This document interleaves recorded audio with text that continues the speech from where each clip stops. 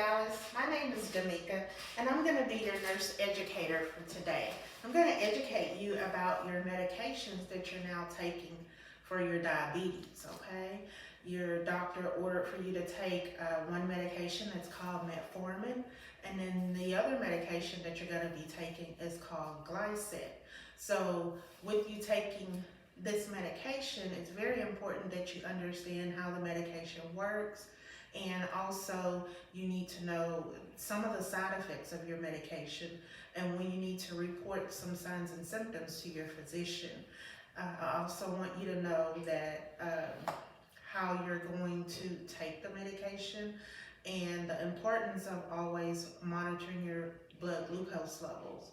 Okay, so one of the things that I do want to talk to you about is a disorder that's called a diabetes ketoacidosis. This is important because when you're taking your medications, if for some reason you decide that you don't need them anymore or you don't want to take your medications anymore properly, then you are at risk for your blood glucose levels to go up very high. You know, the numbers that your doctor discussed with you at the levels that he wants your blood glucose levels to remain. But if you're not taking your medication properly, the levels could become extremely high, which is like in the 400 to 500 range or even higher than that. And if that was to happen, then you would go into something that they call diabetic ketoacidosis, or better known as DKA. If this happens, there's a possibility that you could be put in a hospital. This is when the body produces so many ketones and it messes up the levels of your blood glucose, and it's circulating throughout the body, all these ketones, and that causes you to have other abnormalities like it could mess up your renal function.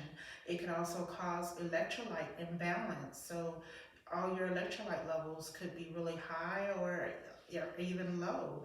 And you don't want this to happen, because if all of this is out of control, you're in the ICU now in the hospital and you're very, very sick. So that's why it is important to go ahead and take your metformin and your glycet like it's prescribed by your doctor. So first we're going to talk about metformin, and it is an oral anti-diabetic medication, and it is made to help lower postprandial or after eating your meals. So it's going to work to lower your blood glucose levels. And it's important that you also know the signs and symptoms of hypoglycemia. It's rare that it could happen with this medication, but this medication could kind of lower your blood glucose levels too low to where you're hypoglycemic or you have low levels. So you will become shaky and diaphoretic. And if that happens, you do need to make sure you go and check your blood glucose level. So when you're taking metformin, it is important that you monitor your levels.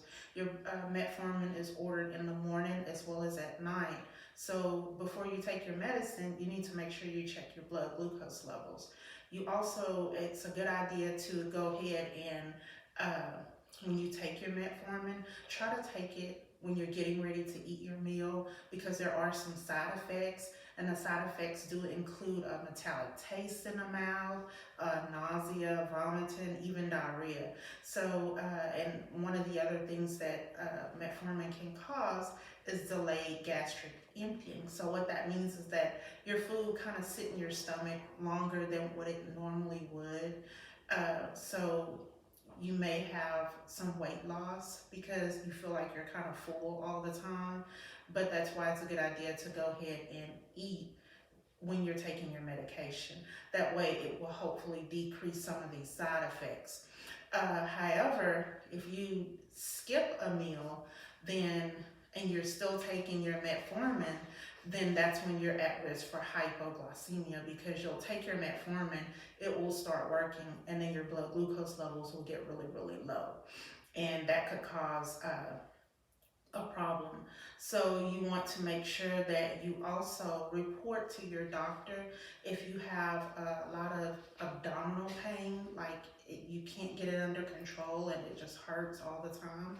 That's another problem, and it's called lactic acidosis.